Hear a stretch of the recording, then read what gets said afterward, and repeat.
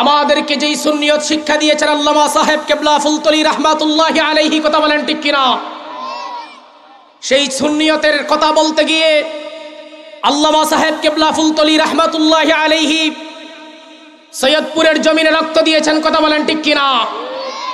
প্রয়োজনে আমরা আবার রক্ত দিব, তবুও মানুষকে দ্বীন ইসলামের সঠিক বাণী মানুষের কাছে প্রচার করব ইনশাআল্লাহ।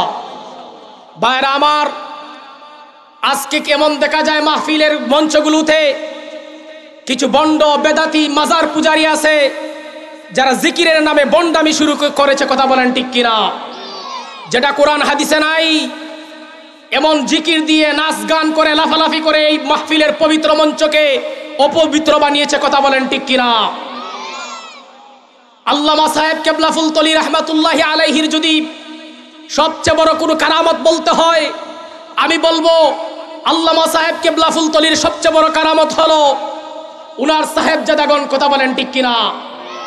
উনার প্রত্যেকজন সাহেবজাদা, কেউ মুফতি, কেউ মুফাসসির, কেউ মুহাদ্দিস, প্রত্যেকেই বড় বড় আলেমে দ্বীন, কথা বলেন ঠিক কিনা? শুধু তাই নয়, উনার নাতি যারা রয়েছেন সকলে আলেমে দ্বীন। ডক্টর মারজান আহমদ চৌধুরী ফুলতলি সবাই বড় বড় আলেমে দ্বীন, তারা কোরআন হাদিসের সঠিক কথা মানুষের সামনে তুলে ধরেন, কথা বলেন ঠিক কিনা? কোনো বন্ড বেদাতি লামাযহাবী মাজার পূজারীদেরকে এই পবিত্র মঞ্চে জায়গা দিবেন না। ভাইরা আমার, আল্লামা সাহেব কেবলা ফুলতলি রাহমাতুল্লাহি আলাইহির সবচেয়ে বড় অবদান হলো এই সিলেটের জমিনে সহিহ কোরআন শিক্ষা, কথা বলেন ঠিক কিনা?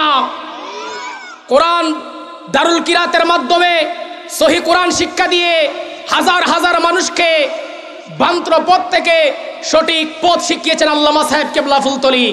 আমরা যেন তার পথে এবং মতে চলতে পারি, আল্লাহ তাআলা যেন সেই তৌফিক দান করেন। সকলে পড়ি আল্লাহুম্মা আমিন।